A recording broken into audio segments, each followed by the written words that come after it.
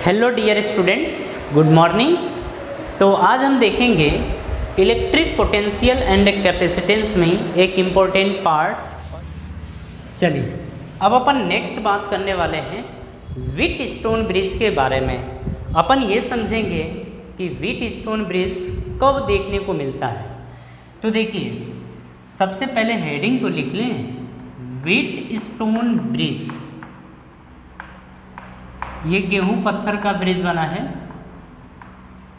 Wheat मतलब गेहूं और स्टोन मतलब पत्थर, तो गेहूं और पत्थर वाला ब्रिज है। अब इसमें समझिए, इसमें होता क्या है कि 5 कैपेसिटर की ज़रूरत होती है। जब भी व्हीटस्टोन ब्रिज आए तो कैपेसिटर कितने होंगे? 5।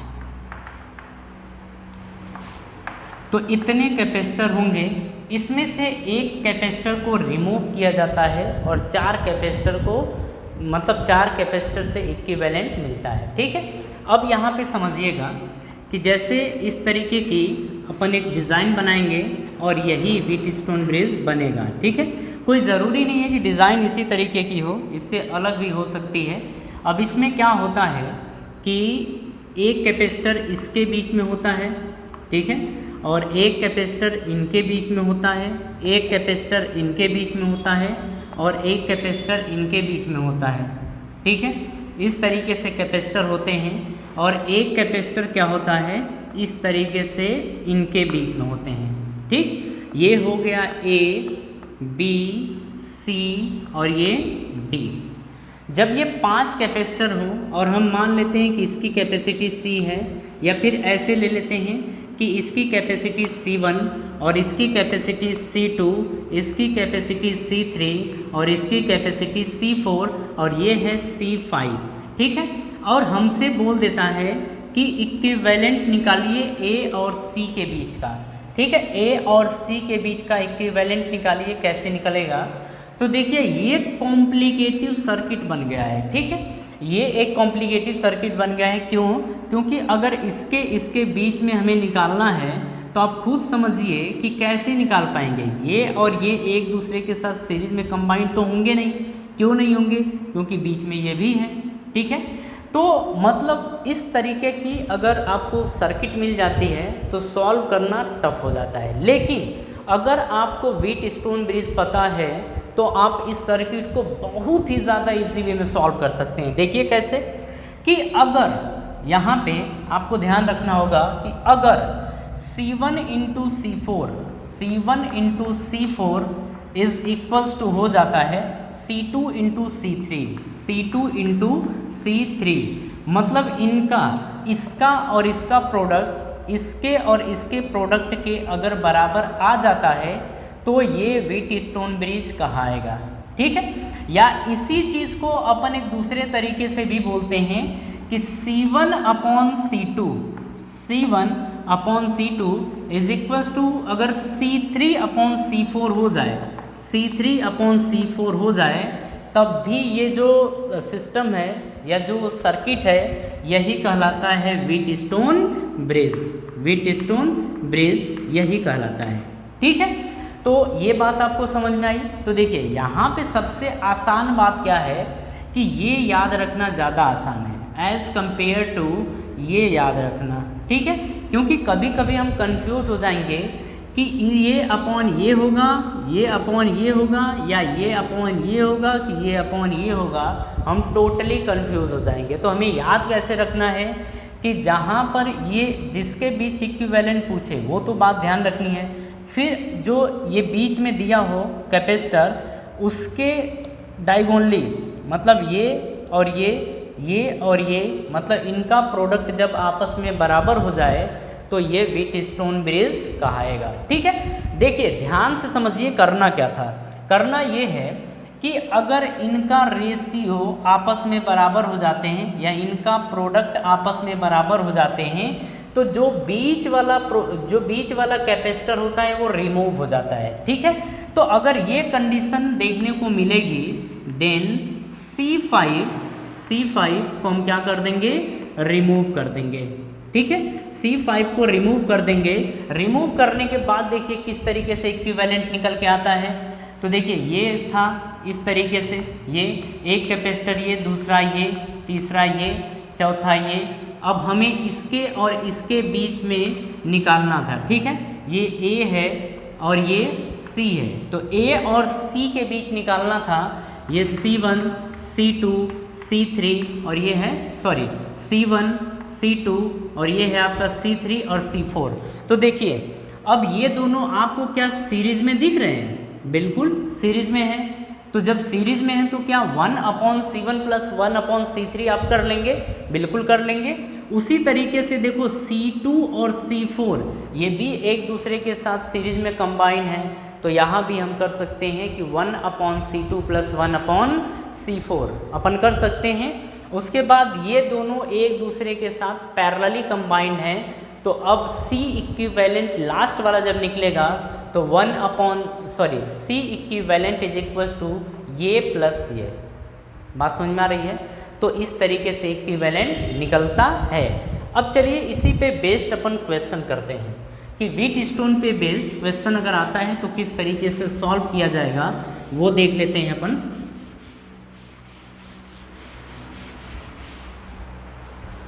चलिए यहाँ से अब हम क्वेश्चन की बात कर रहे हैं कि देखिए एक एग्जाम्पल है यहाँ पे, ये कुछ इस तरीके से दिया गया है, ठीक है।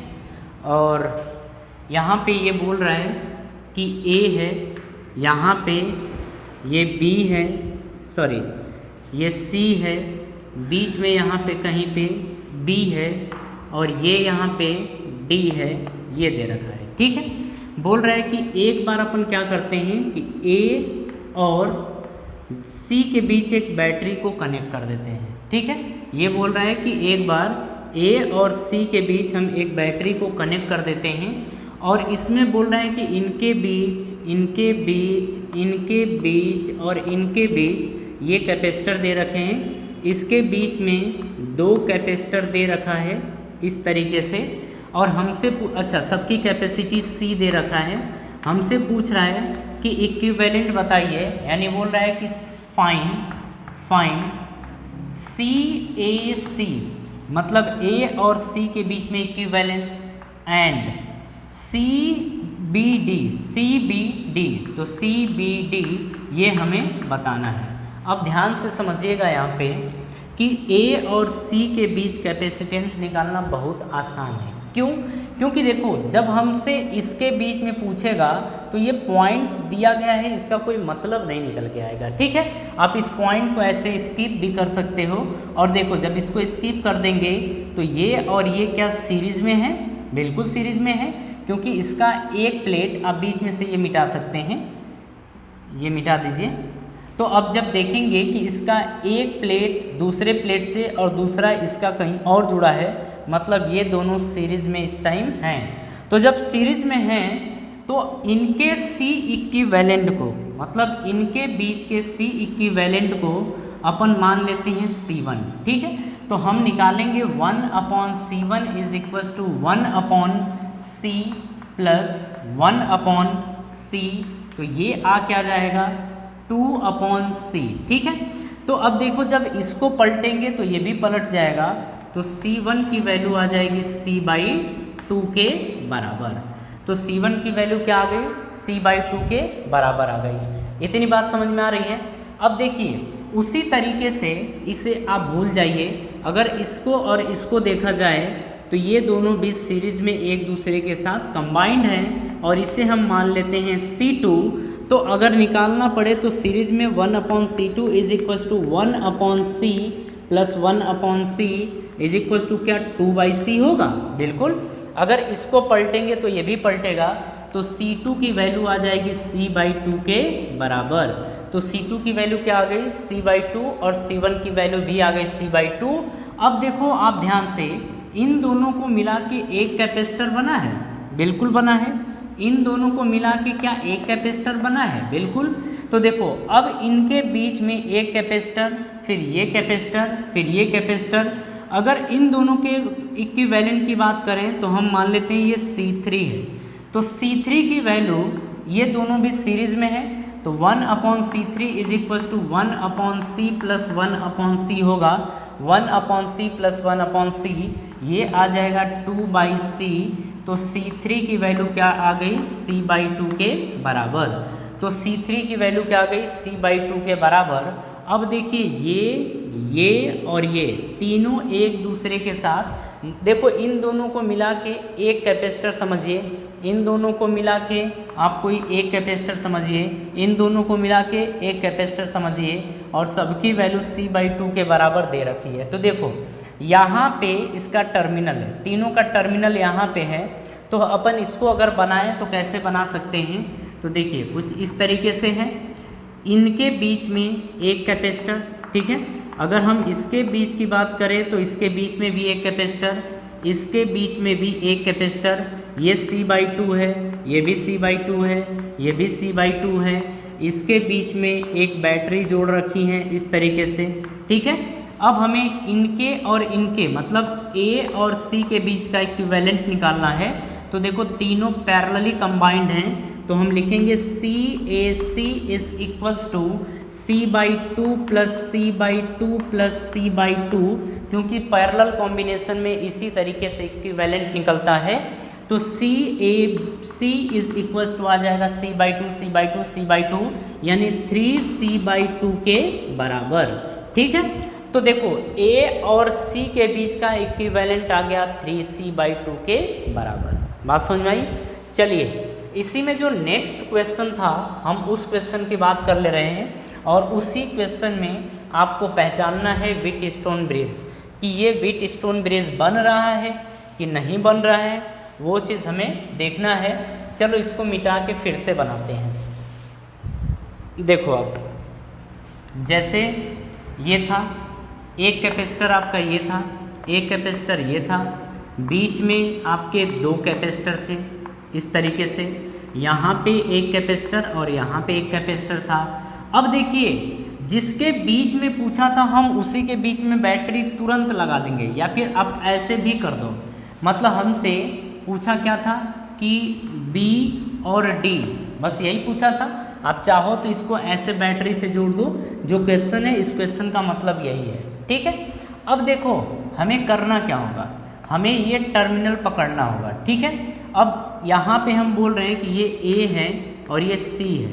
आपको ध्यान से समझना इसमें कि ये व्हीटस्टोन ब्रिज है कि नहीं है।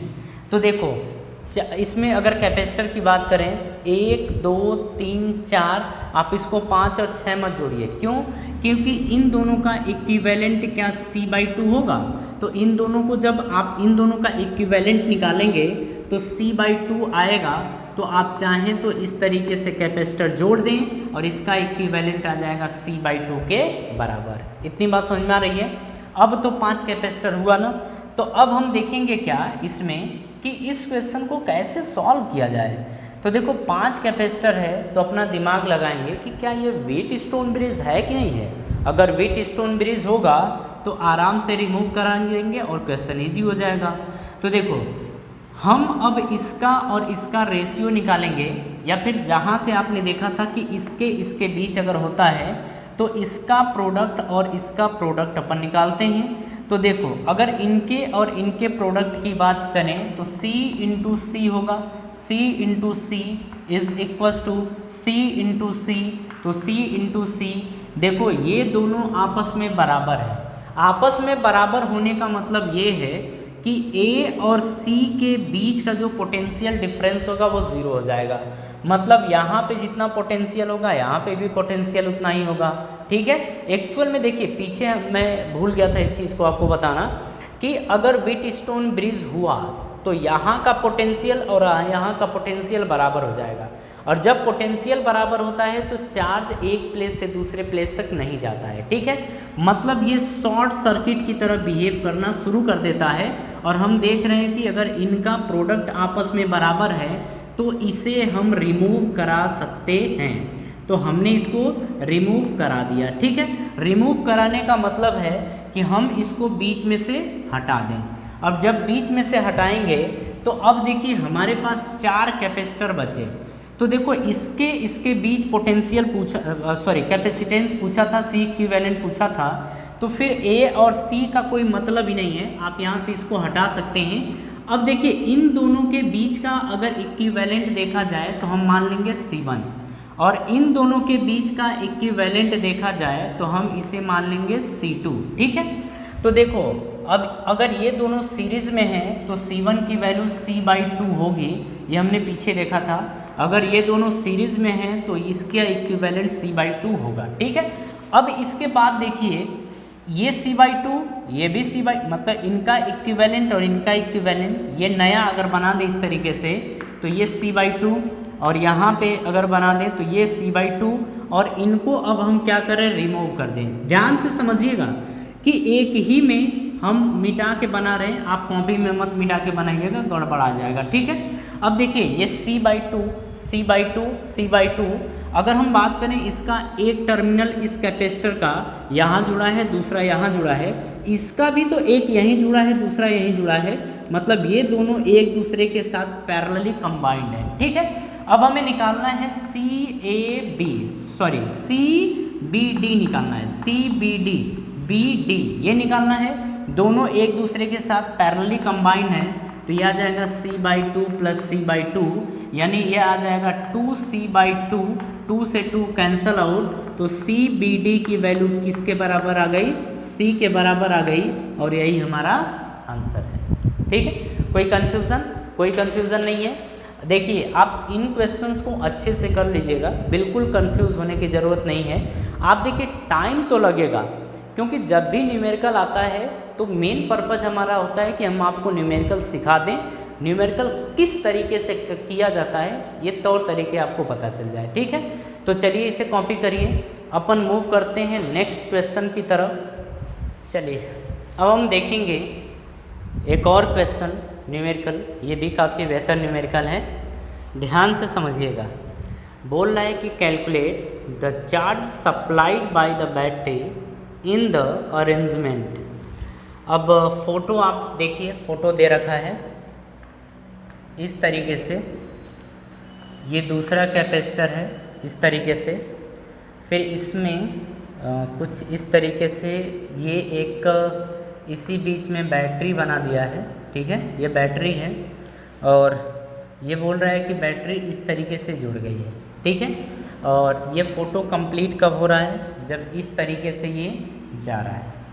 अब हमसे क्या पूछ रहा है वो समझिए, बोल रहा है कि calculate charge supplied by the battery, मतलब बैटरी कितना चार्ज सप्लाई कर रहा है ये हमसे पूछ रहा है।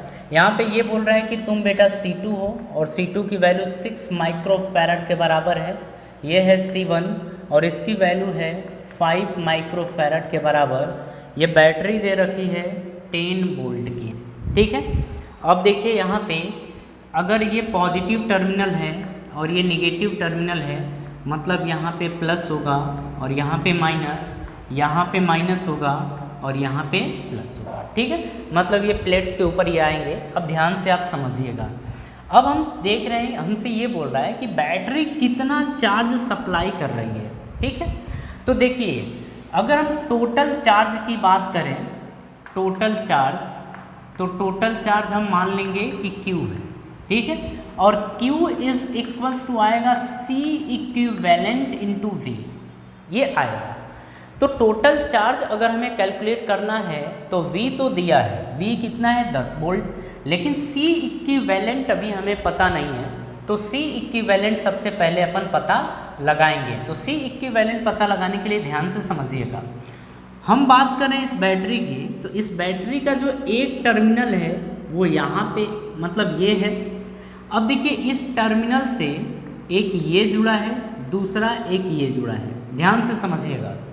ठीक है, मतलब एक ही एंड पे दोनों प्लेट्स जुड़े हुए हैं। अब दूसरे की बात करते हैं, तो ये दूसरा शुरू हो गया, दूसरा एंड ये आया। देखिए इसमें इस टर्मिनल की बात करें तो दूसरा प्लेट यहाँ जुड़ा है, इसका भी दूसरा यहीं जुड़ा है, मतलब ये कॉम्प्लिकेटिव टाइप का सर्किट बनाया गया है, लेकिन एक्चुअल में ये दोनों पैरेलल कॉम्बिनेशन है। आप देखिए किस तरीके से हम देखते थे कि पैरेलल कॉम्बिनेशन में क्या होता है, इसी तरीके से होता था ना कि ये दो कैपेसिटर होते थे इस तरीके से, और इसका क्या होता था कि एक प्लेट यहाँ था, मतलब एक प्लेट यहाँ जुड़ा होता था, तो दूसरे का भी एक वहीं जुड़ा होता था, फिर दूसरा जो था दूसरे का एक यहाँ, तो दूसरे का भी एक यहाँ, इसी तरीके से होता था। तो इसमें भी तो वही है कि अगर बैटरी, अगर बात करें कि इसका प्लेट यहाँ जुड़ा है एक, तो इसका भी एक टर्मिनल यही है। लेकिन अगर दूसरे प्लेट की बात करें, दूसरे प्लेट की, तो दोनों फिर से एक ही जगह तो जुड़े हैं, मतलब ये और ये दोनों एक दूसरे के साथ पैरेलली कंबाइंड है। ठीक है, तो फोटो में हम बोल देंगे कि बेटा तुम C1 हो और तुम हो 5 माइक्रोफैरड के बराबर, और ये है C2 और ये है 6 माइक्रोफैरड के बराबर, और इससे जो बैटरी जुड़ी है वो बैटरी है 10 वोल्ट की। ठीक है, अब देखो हमें निकालना था C इक्विवेलेंट, तो हम यहाँ से निकालेंगे C इक्विवेलेंट। पैरेलल कॉम्बिनेशन है तो C इक्विवेलेंट क्या डायरेक्टली आता था कि C1 प्लस C2, C1 की वैल्यू दे रखी है 5 माइक्रोफैरड प्लस C2 की वैल्यू दे रखी है 6 माइक्रोफैरड, तो ये आ गया 11 माइक्रोफैरड के बराबर। तो C इक्विवेलेंट किसके बराबर आ गया? 11 माइक्रोफैरड के बराबर। अब हम बात करने जा रहे हैं टोटल चार्ज की, कि ये बैटरी जो है वो टोटल कितना चार्ज सप्लाई कर रही है। तो हम लिखेंगे Q is equals to C equivalent into V। तो Q is equals to C की वैल्यू क्या 11 माइक्रोफैरड है, इंटू अगर इसकी बात करें तो ये 10 वोल्ट दे रखा है, तो 11 का 10 में मल्टीप्लाई करेंगे तो 110 आएगा। ठीक है, अब देखिए यहाँ पे ये माइक्रोफैरड था, तो यहाँ पे ये माइक्रो कूलाम बनेगा। ठीक है, माइक्रो कूलाम बनेगा, मतलब ये है कि ये बैटरी जो चार्ज सप्लाई कर रही है वो 110 माइक्रो कूलाम के बराबर चार्ज सप्लाई कर रही है। बात समझ में आ गई? तो इसे आप कॉपी करिए। मूव करते हैं नेक्स्ट क्वेश्चन की तरफ। ये क्वेश्चन काफ़ी बेहतर क्वेश्चन है, आपने देखा किस तरीके से हमने इस क्वेश्चन को सॉल्व किया।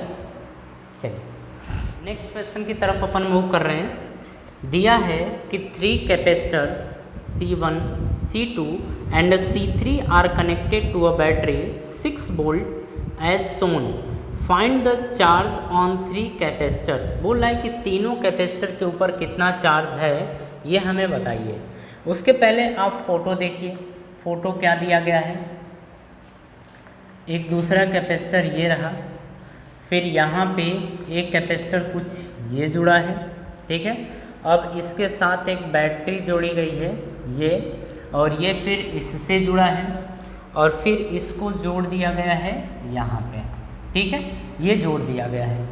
अब देखिए यहाँ पे जो C1 की वैल्यू दे रखी है ये है C1, और ये दे रखा है 10 माइक्रोफैरड के बराबर।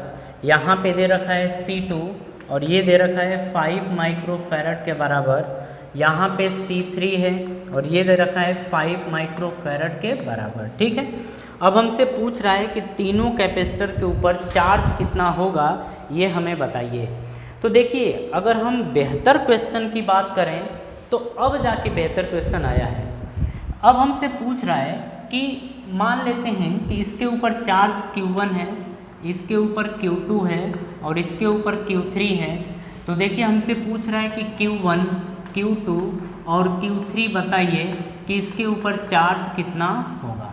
ठीक है, चलिए ध्यान से सबसे पहले इस क्वेश्चन को समझिएगा। अच्छा, यहाँ पे 6 वोल्ट की बैटरी दे रखी है। अब यहाँ पे देखिए आप, अगर हम बात करें इन दोनों कैपेसिटर की, देखिए तो अगर इसमें इक्विवेलेंट अगर हमें चेक करना होता है तो कैपेसिटर को किस तरीके से अपन देखते हैं, सबसे पहले ये समझिए। तो देखिए अगर हम बात करें इस कैपेसिटर की, तो इस कैपेसिटर का जो एक टर्मिनल है यहाँ पे है। ठीक है, और इस कैपेसिटर का भी एक टर्मिनल यहीं पे है। अब दूसरे टर्मिनल की बात करें, देखो इनका और इनका दोनों एक ही प्लेस पे है। अगर इन दोनों कैपेसिटर की बात करें तो देखिए इसका एक टर्मिनल यहाँ पे आया है। ठीक है, और इसका भी एक टर्मिनल यहीं पे आया है। तो हमने देखा था कि अगर दो कैपेसिटर हैं, दोनों के दोनों टर्मिनल एक पॉइंट्स पे हैं, तो इस टाइप के कैपेसिटर को बोला जाता था पैरेलल कॉम्बिनेशन वाले कैपेसिटर्स। अपन ऐसे बोलते थे, मतलब ये दोनों एक दूसरे के साथ पैरेलली कंबाइंड हैं। ठीक है, अगर इनका एक नया डायग्राम बनाएं तो कैसे बनाएंगे, देखिए एक कैपेसिटर तो ये रहा, ठीक है। अब एक कैपेसिटर ये है, ये और ये एक दूसरे के साथ पैरेलली कंबाइंड हैं, तो अपन इस तरीके से भी बना सकते हैं, ठीक है। ये दो कैपेसिटर इस तरीके से बन गए। अब देखिए फिर इन कैपेसिटर को 6 वोल्ट की बैटरी से हमें जोड़ना है, तो हम इस तरीके से ये बनाएंगे और ये हमारा नया फोटो बन गया, ठीक है। अब देखिए यहाँ पे ये होता था आपका 10 माइक्रोफैरड और इसको बोला जाता था C1। अगर C2 की बात करें तो ये मान लेते हैं, और ये 5 माइक्रोफैरड के बराबर, और ये रहा C3 और ये भी रहा 5 माइक्रोफैरड के बराबर, और बैटरी है 6 वोल्ट की, ठीक है। ओके, चलो देखिए अब हम अगर इन कैपेसिटर्स की बात करें तो ये दोनों एक दूसरे के साथ पैरेलली कंबाइंड है, तो हम इनका इक्विवेलेंट सबसे पहले निकालेंगे, ठीक है। और इसे हम मान लेते हैं यहाँ पे C4, ठीक। अब देखो C4 की अगर बात करें तो C4 कितना आएगा, पैरेलली कॉम्बिनेशन होता है तो हम डायरेक्टली इसमें ऐड कर देते हैं। तो 5 में अपन 5 ऐड करेंगे तो हम बोलेंगे 5 + 5 ये आ जाएगा 10 माइक्रोफैरड के बराबर, ठीक है। तो जब ये 10 माइक्रोफैरड के बराबर आया तो ये चीज़ तो आपको समझ में आ गया कि C4 की वैल्यू आई है 10 माइक्रोफैरड, ये आ गया है। अब हम इसका एक नया डायग्राम फिर से बनाएंगे, ये जस्ट आपके समझने के लिए है, ठीक है। अब नया डायग्राम बनाएंगे तो ये बनेगा इस तरीके से, दोनों मिला के एक कैपेसिटर बनेंगे और ये इस तरीके से जुड़ जाएगा। ये 6 वोल्ट हैं, ये आपका 10 माइक्रोफैरड है, ये भी आपका 10 माइक्रोफैरड, ये आ गया। बात समझ में आ रही है। अब देखिए अगर हम चार्ज की बात करें तो यहाँ से कितना चार्ज जाएगा, ठीक है, अपन इसकी बात कर लेते हैं। तो देखिए और एक चीज़ और आपको समझना है कि अगर सीरीज कॉम्बिनेशन होता है तो उसमें चार्ज बराबर होता है और वो उतना बराबर होता है जितना ये प्रोवाइड करता है। मतलब ये बैटरी जितना चार्ज इन कैपेसिटर को प्रोवाइड करती है वही चार्ज इन दोनों को बराबर, मतलब उतना ही चार्ज या इसी के बराबर चार्ज इन दोनों को मिलता है, ठीक है। तो चार्ज तो दोनों में सेम हो गया। अब हमें चार्ज निकालना है तो Q = होता है CV, ठीक है। तो अब देखो ये Q निकालना है तो इनका इक्विवेलेंट हमें लेना पड़ेगा, तो C इक्विवेलेंट V आ गया ये, ठीक है। अगर हम C इक्विवेलेंट की बात करें तो हम मान लेते हैं कि इन दोनों को मिला के जो एक नया कैपेसिटर या इनका C इक्विवेलेंट आएगा वो C इक्विवेलेंट है, तो हम बोलेंगे C इक्विवेलेंट, और ये दोनों एक दूसरे के साथ सीरीज में कंबाइंड है तो निकलेगा 1/C इक्विवेलेंट = 1/, अब ये देखिए 10 है प्लस 1/, ये भी 10 है, तो देखिए ये आएगा 1/10 1/10, ये आएगा 2/10 के बराबर, और ये आ गया 1/C इक्विवेलेंट। दोनों को पलट दीजिए तो C इक्विवेलेंट = आ जाएगा 10/2, यानी ये आ जाएगा 5 माइक्रोफैरड के बराबर, ठीक है। C इक्विवेलेंट = 5 माइक्रोफैरड आ गया है।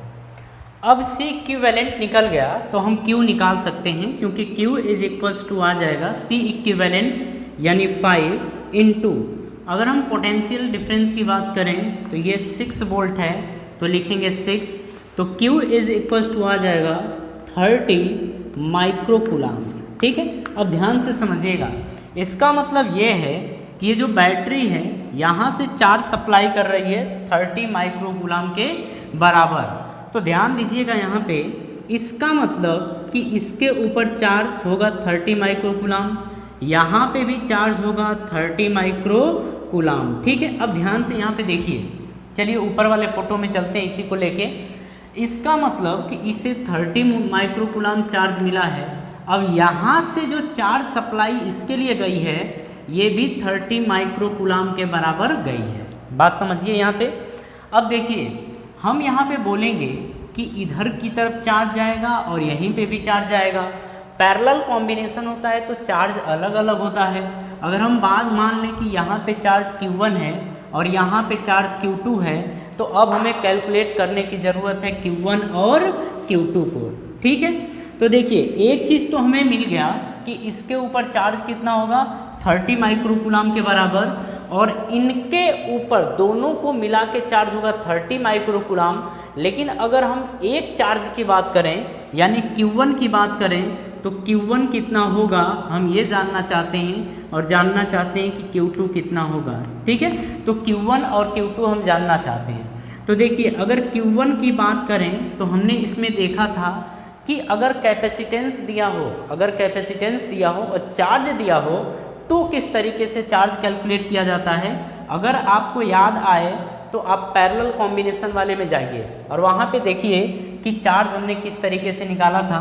तो यहाँ पे फॉर्मूला था C1/C1 + C2 और इनटू टोटल चार्ज यानी Q, ये था। अब C1 की वैल्यू कितनी है तो देखिए यहाँ पे समझिएगा ध्यान से। चलिए C1 इसको अपन Q2 मान लेते हैं और इसको Q3 और इसको Q1 मान लेते हैं, ऐसा मान लेते हैं। ठीक है, तो अब हमको Q2 अगर बताना हो, क्योंकि हमने चेंज किया, ये चीज़ पहले से C1 दिया था तो आप कंफ्यूज हो जाते, बस इसी कंफ्यूजन को दूर कर रहे हैं। तो Q2 = आता है यहाँ पे C2 अपॉन ये आ जाता C2 + C3 × Q। अगर C2 की बात करें तो C2 कितना दे रखा है 5 माइक्रोकूलाम, तो ये आएगा 5 अपॉन C2 की वैल्यू कितनी है 5 और C3 की भी वैल्यू 5 है, तो ये आ जाएगा 5 + 5 और इनटू Q, और Q की वैल्यू कितनी दे रखी है 30, तो ये आ गया 30 = अब देखिए ये 5 और ये 10, तो 5/10 × 3 30 ये है। तो देखिए 1 0 से 1 0 कैंसिल आउट, तो 5 3 = 15, तो ये आ जाएगा 15 माइक्रोकूलाम के बराबर। यानी कि इसके ऊपर या इस कैपेसिटर के ऊपर चार्ज होगा 15 माइक्रोकूलाम के बराबर। इसी तरीके से अगर Q3 की बात करें तो ये आएगा C3/C2 + C3 × Q। ये हम देखे थे। C3 की वैल्यू देखिए 5 माइक्रोकूलाम है, तो 5/C2 की वैल्यू 5 और C3 की भी वैल्यू 5, तो ये लिखेंगे 5 + 5 इनटू टोटल चार्ज है 30, तो ये आ जाएगा 5/10, तो 5/10 × 30, तो 30 ये गया, और 5 3 जा कितना आ जाएगा 15 माइक्रोकूलाम के बराबर। ठीक है, तो इसका मतलब इसके ऊपर चार्ज कितना होगा 15 माइक्रोकूलाम के बराबर, इसके ऊपर चार्ज कितना होगा 15 माइक्रोकूलाम के बराबर, और इस कैपेसिटर के ऊपर चार्ज होगा 30 माइक्रोकूलाम के बराबर। तो आपने देखा कि किस तरीके से हम चार्ज कैलकुलेट कर रहे हैं। तो ध्यान रखिएगा, हमें ये जितना कॉन्सेप्ट बताया जा रहा है वो अच्छे से सीखना होगा। ठीक है, अगर हम इन कॉन्सेप्ट को सीख जाएंगे तो कैपेसिटर पे बेस्ड और इस तरीके के क्वेश्चन आएंगे पैरेलल और सीरीज कॉम्बिनेशन वाले, तो 100% हमसे हो जाएंगे। ठीक है, तो कहीं पे भी कोई भी कन्फ्यूज़न हो आप ज़रूर एक बार डिस्कस करने की कोशिश करिएगा। ठीक है, तो आप इसे कॉपी करिए। अब इसके बाद हमने यहाँ पे इस क्वेश्चन में बोला गया है कि find the value of C if equivalent capacitance between A and B is to be 1 microfarad. बोल रहे हैं यहाँ पे कि इस C की वैल्यू बतानी है अगर A और B के बीच का जो इक्विवेलेंट है वो 1 माइक्रोफैरड के बराबर हो तो C की वैल्यू क्या होगी। ठीक है, ध्यान से क्वेश्चन को समझिएगा, और ये क्वेश्चन इजी है, बस इसमें ध्यान देने की कोशिश करिएगा। हम सबसे पहले इसको सिंपल सर्किट में कन्वर्ट करेंगे। ठीक है, और सिंपल सर्किट में कन्वर्ट तो करेंगे। अब इसमें देखिए हम यहीं पे करेंगे और यहीं पे मिटा के नया कैपेसिटर बनाते चले जाएंगे। ठीक है, देखिए अगर यहाँ की हम बात करें तो सबसे पहले इस कैपेसिटर को उठाइए। तो देखिए अगर इनकी और इनकी बात करें तो इसका एक टर्मिनल यहाँ, इसका भी एक टर्मिनल यहाँ, इसका दूसरा यहाँ, इसका भी दूसरा यहाँ, मतलब ये पैरेलली कंबाइंड है। ये क्या है, पैरेलली कंबाइंड है। तो पैरेलली कंबाइंड है तो इसे हम मान लेते हैं C8, क्योंकि 7 तक तो हम हैं, इसे हम मान लेते हैं C8। अब देखिए पैरेलल कॉम्बिनेशन में क्या होता है, ये डायरेक्ट जुड़ जाता है, तो ये 2 माइक्रोफैरड और ये 2 माइक्रोफैरड, ये 4 माइक्रोफैरड के बराबर हो जाएगा। बात समझ में आ रही है। अब चलिए अगर यहाँ की बात करें तो यहाँ ध्यान से समझिएगा। हम अच्छा उसको समझने से पहले इसे हम क्या करते हैं, C8 मतलब ये दो कैपेसिटर मिलके एक कैपेसिटर बना है और जिसका इक्विवेलेंट 4 माइक्रोफैरड है। तो हम इसे क्या करेंगे, इस तरीके से मिटा देंगे और एक कैपेसिटर इस तरीके से बना देंगे, ठीक है। और ये मान लेंगे कि अब क्या है, C8 है और इसका कैपेसिटेंस है 4 माइक्रोफैरड के बराबर, या 4 ऐसे कर देंगे 4, ठीक है, ये माइक्रोफैरड में ही रहेगा। अब देखिए अगर इसमें बात करें तो ध्यान से देखिएगा, ये आपको जब आप कुछ क्वेश्चंस करेंगे तो आपको दिखने लगेगा। अगर हम इसमें बात करें इन दोनों की, इसकी और इसकी, तो देखिए यहाँ पे क्या होगा कि इसका एक कैपेसिटर यहाँ जुड़ा है, दूसरा यहाँ जुड़ा है, लेकिन ये किसी दूसरे से जुड़ा है, लेकिन इसका भी दूसरा कहीं और जुड़ा है, मतलब ये दोनों एक दूसरे के साथ सीरीज में कंबाइंड है, ठीक है। तो इनका C इक्विवेलेंट हम मान लेते हैं C9। तो देखिए जब सीरीज में होता है तो हम लिखते हैं 1/C9 is equal to 1/6 plus 1/12, ये लिखते हैं। अब देखिए दोनों के एलसीएम की बात करें तो दोनों का एलसीएम 12 आएगा, 6 2 जा 12, तो 2 1 जा 2 प्लस 12 1 जा 12, तो 1 × 1 इज़ 1, ये आ जाएगा 2 1 3 और 3/12। 3 से अगर इसको कट करेंगे तो 3 4 जा 12। देखिए 1/C9 इज इक्वल्स टू आया है 1/4, इसे हम लिख सकते हैं 1/4। तो यहाँ से C9 की वैल्यू क्या 4 आएगी, बिल्कुल आएगी। मतलब ये है कि C9 इन दोनों को जब जोड़ेंगे तो इनका जो इक्विवेलेंट आएगा वो 4 माइक्रोफैरड के बराबर आएगा। तो अब हम इन दोनों को इस तरीके से मिटाएंगे और एक बना देंगे, एक कैपेसिटर इस तरीके से, और इसे चाहें तो इस तरीके से जोड़ दीजिए और ये बन गया है C9 और इसका कैपेसिटेंस आ गया है 4, ठीक है। अब चलिए इसको भी हम हटा देते हैं। अब इसके बाद देखिए अगर इन दोनों की बात की जाए तो ये दोनों एक दूसरे के साथ पैरेलली कंबाइंड है। क्यों? क्योंकि इसका एक टर्मिनल यहाँ है तो इसका भी यही है। अगर हम इसकी बात करें तो इसका भी एक टर्मिनल समझिए यहाँ है और इसका भी यही है, ठीक है। तो ये दोनों एक दूसरे के साथ पैरेलली कंबाइंड है, इसे हम मान लेते हैं C10। लेकिन जब पैरेलल कॉम्बिनेशन होता है तो इसमें डायरेक्टली ऐड होता है, तो हम यहाँ पे बोलेंगे 4 + 4, यानी कि 4 + 4 क्या आ जाएगा, 8 आ जाएगा, ठीक है। यानी कि इन दोनों का इक्विवेलेंट आया है 8। अब क्या करेंगे, इन दोनों को इस तरीके से मिटाएंगे और मिटाने के बाद हम एक कैपेसिटर बना देंगे इस तरीके से और ये आ जाएगा 8, ठीक है। और इसको हमने बोला था C10। अब ध्यान से समझिएगा इसके बाद। अब देखिए उधर का तो काम हो गया, अब इधर की बात करें तो इन दोनों कैपेसिटर को एक बार देखिए, क्या ये और ये दोनों एक दूसरे के साथ सीरीज में कंबाइंड है, बिल्कुल कंबाइंड है। इसे हम मान लेंगे C11। तो जब सीरीज कॉम्बिनेशन होता है तो हम लिखेंगे 1/C11 इज इक्वल्स टू, ये आ जाएगा 1/8, तो 1/8 + 1/4 ये आएगा। एलसीएम की बात करें तो 8 आएगा, ठीक है, दोनों का एलसीएम 8 आएगा। तो यहाँ पे 1 + 4 2 जा 8, तो 2 1 जा 2, तो ये आ जाएगा 3/8, ठीक है। तो ये आ गया 1/C11 इज इक्वल्स टू 3/8। तो यहीं से अगर हम C11 की बात करेंगे तो इसे पलटेंगे तो ये भी पलटेगा और ये आ जाएगा 8/3 के बराबर। तो जो C11 आया है इन दोनों का इक्विवेलेंट, तो हम यहाँ से क्या करने वाले हैं कि इस तरीके से इसको जोड़ देंगे, ठीक है। इस तरीके से जोड़ेंगे और इसे C11 मान लेंगे और इसकी वैल्यू आ जाएगी 8/3 के बराबर। आपको बात समझ में आ रही है, ये किस तरीके से किया जा रहा है। अब यहाँ से ध्यान से देखिए, अब ध्यान से देखिए C10 और C7 को, मतलब इन दोनों को अब ध्यान से देखिए, क्या ये दोनों सीरीज में कंबाइंड हैं, सीरीज में जुड़े हुए हैं। इनको हम मान लेंगे C12, इनको क्या मान लेंगे, C12 मानेंगे।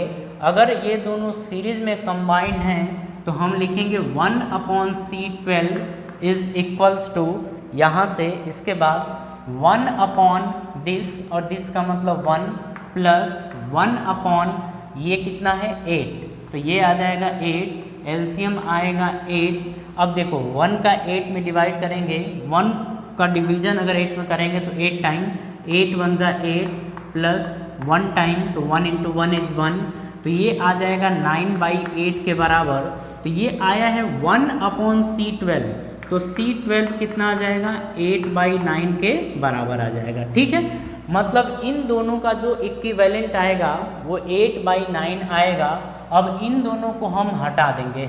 ठीक है, हटाने के बाद एक कैपेसिटर इस तरीके से जोड़ देंगे और ये आ गया है C12 और इसकी वैल्यू है 8/9 के बराबर। ठीक है, अब यहाँ से देखिए, यहाँ से अगर बात करें तो ये दोनों एक दूसरे के साथ पैरेलली कंबाइंड हैं, एक दूसरे के साथ पैरेलली कंबाइंड हैं, तो इनका जो इक्विवेलेंट आएगा, मतलब इन दोनों का इक्विवेलेंट जो आएगा इसे हम मान लेंगे C13।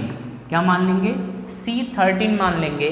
अब देखिए C13 की अगर बात करें तो हम लिखेंगे C13 इज इक्वल्स टू, ये और ये एक दूसरे के साथ पैरेलली कंबाइंड हैं, तो हम इसे लिखेंगे 8/3, तो ये आएगा 8/3 प्लस 8/9, तो ये आ जाएगा 8/9।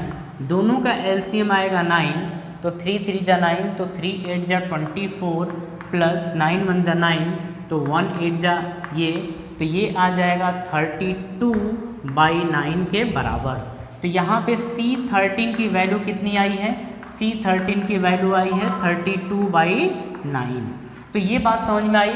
मतलब इन दोनों को हटा के अगर एक कैपेसिटर C13 बनाएं तो उसकी वैल्यू दे रखी है 32/9 के बराबर।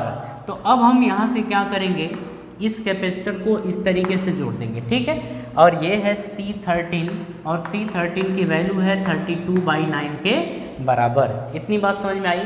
अब देखिए A और B के बीच की बात करें तो ये दोनों एक दूसरे के साथ सीरीज में जुड़े हुए हैं। किस में जुड़े हुए हैं? सीरीज में जुड़े हुए हैं, और इनका इक्विवेलेंट हम मान लेंगे CAB।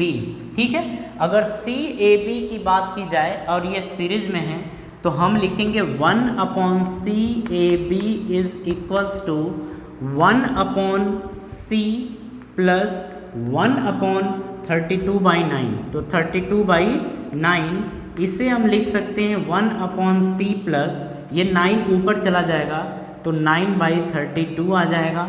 ठीक है, अब देखिए अगर एलसीएम की बात करें तो 32C आएगा, ये एलसीएम हो जाएगा।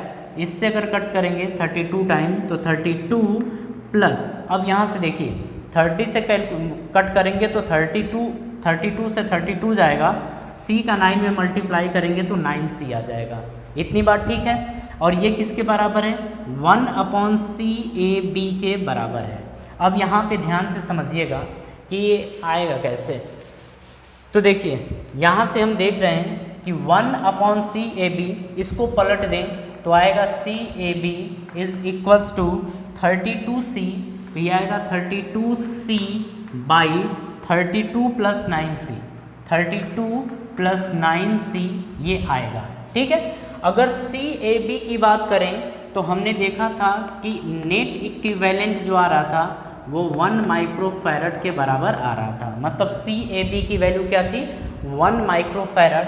तो यहाँ पे हम रखेंगे 1 is equals to 32/32C by 32 plus 9C। ये अब इसका इसमें मल्टीप्लाई करिए तो 32 plus 9C is equals to आ जाएगा 32C। ठीक, अब इस C को 9C को इधर लेके आते हैं तो कितना बचेगा? यहाँ पे लिखेंगे 32C minus 9C is equals to 32, ये लिख देंगे। तो अब देखिए यहाँ से ये बचेगा 23, अगर इसमें से ये घटाएं तो 23 इज इक्वल्स टू 32/20, सॉरी यहाँ से 32 ये बचेगा। अगर C की बात करें तो 32/23 आ जाएगा। ठीक है, मतलब यहाँ पे जो C है इस C की वैल्यू आ जाएगी 32/23 के बराबर, और यही होगा इस क्वेश्चन का फाइनल आंसर। ठीक है, तो कुल मिला के देखिए अगर इस तरीके का क्वेश्चन आता है तो आपको रिलैक्स होकर करना होगा।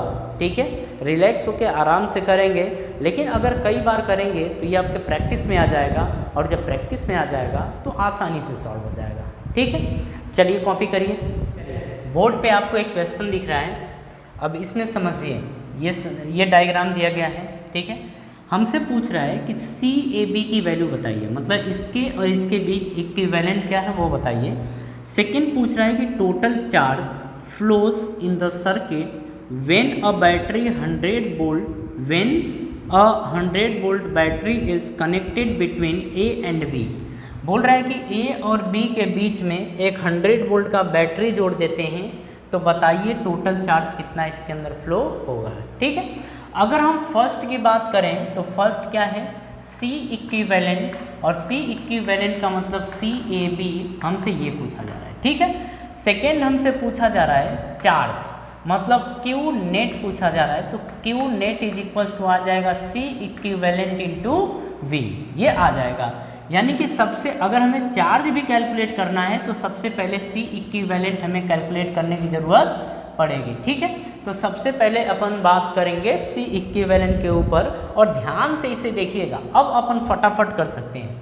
चलिए यहाँ पे देखिए कि अगर इस कैपेसिटर की बात करें तो एक टर्मिनल यहाँ, इसका भी एक यहाँ, अगर इसके दूसरे की बात करें तो दूसरा यहाँ, इसका भी दूसरा यहाँ, यानी कि ये दोनों कैपेसिटर एक दूसरे से पैरेलली कंबाइंड है, और इसे हम मान लेते हैं C1।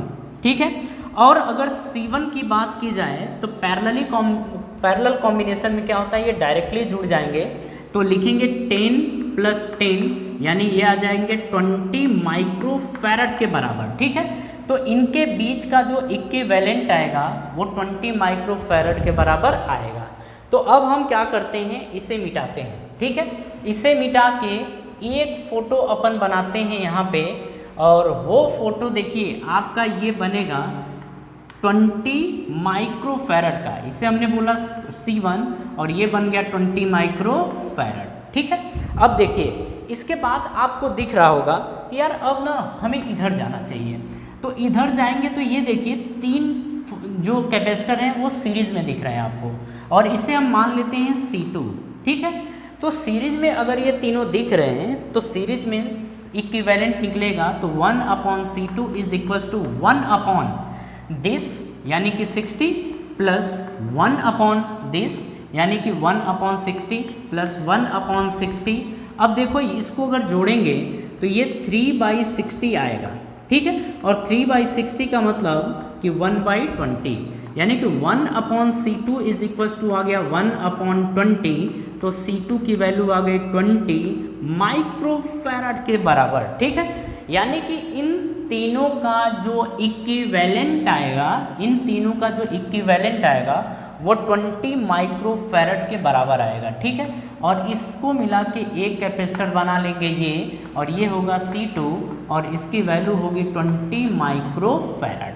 ठीक है, अब यहाँ पे ध्यान से फिर से देखिएगा, अगर हम इन दोनों की बात करें तो इसका एक प्लेट जो है, इसका एक टर्मिनल यहाँ, इसका भी यहाँ, इसका एक यहाँ, इसका भी एक यहाँ, मतलब ये दोनों एक दूसरे के साथ पैरेलली कंबाइंड है, और इसका इक्विवेलेंट हम मान लेते हैं C3। क्या मान लेते हैं, C3, और हम देखते हैं कि C3 की वैल्यू क्या होगी। देखो ये दोनों पैरेलली कंबाइंड है, तो हम लिखेंगे C3 is equals to this plus this, यानी कि 20 + 20, ये आ जाएगा 40 माइक्रोफैरड के बराबर। ठीक है, मतलब इन दोनों का जो इक्विवेलेंट है वो 40 माइक्रोफैरड के बराबर है। अब इसे मिटा के अपन एक कैपेसिटर फिर बना देते हैं, तो देखो ये कैपेसिटर कैसे बनेगा, कुछ ये बनेगा ये, और इसकी जो वैल्यू है ये 40 माइक्रोफैरड के बराबर है। ठीक है, अब देखिए हमें इसके और इसके बीच का इक्विवेलेंट निकालना है, तो इस कैपेसिटर और इस कैपेसिटर को देखिए, तो ये दोनों एक दूसरे के साथ सीरीज में जुड़े हुए दिख रहे हैं, और इसे हम मान लेते हैं CAB। ठीक है, क्योंकि A और B के बीच का इक्विवेलेंट निकालना है, तो सीरीज में है तो हम लिखेंगे 1/CAB इज इक्वल्स टू 1/दिस यानी कि 40 प्लस 1/दिस यानी 40, और ये आ जाएगा 2/4 40, अब कट करेंगे तो 2 20 जा 40, यानी 1/20 ये हो गया। तो देखो जब इसको पलटेंगे तो ये भी पलटेगा और ये आ जाएगा CAB is equals to 20 microfarad के बराबर, ठीक है। तो जो इनका इक्विवेलेंट आएगा यानी CAB की वैल्यू जो होगी वो 20 माइक्रोफैरड के बराबर होगी। तो एक तो आंसर आ गया, ठीक है। अब अगर हम दूसरे आंसर की बात करें तो दूसरा वाला देखिए सेकंड, अब हमसे पूछ रहा है Q, तो Q net is equals to C equivalent, और C इक्विवेलेंट कितना है 20 माइक्रोफैरड, ठीक है, इनटू V की बात करें तो बोल रहा है कि 100 वोल्ट की बैटरी से आप जोड़ रहे हैं तो 100, ठीक है, और ये कन्वर्ट हो जाएगा माइक्रो कूलाम में। तो देखिए ये हम लिख सकते हैं 20 यानी कि 2 × 10⁻³ माइक्रो कूलाम होगा। तो यहाँ पे जो नेट चार्ज फ्लो होगा यानी कि टोटल चार्ज जो फ्लो होगा वो 2 × 10⁻³ माइक्रो कूलाम के बराबर फ्लो होगा। बात समझ में आई? कहीं पे कोई डाउट? कोई डाउट नहीं, कॉपी कर लीजिए। तो आज की सभा हम यहीं समाप्त करते हैं, मिलते हैं नेक्स्ट लेक्चर में एक नए पोर्शन के साथ, ठीक है। आप सभी लोग जितना आपको पढ़ा दिया जाता है अच्छे तरीके से रिवाइज करके रखिए, आपको होमवर्क भी प्रोवाइड किए जाएंगे, होमवर्क को आप अच्छे तरीके से कर लिया कीजिए, ठीक है। तो चलिए मिलते हैं नेक्स्ट लेक्चर में, थैंक यू।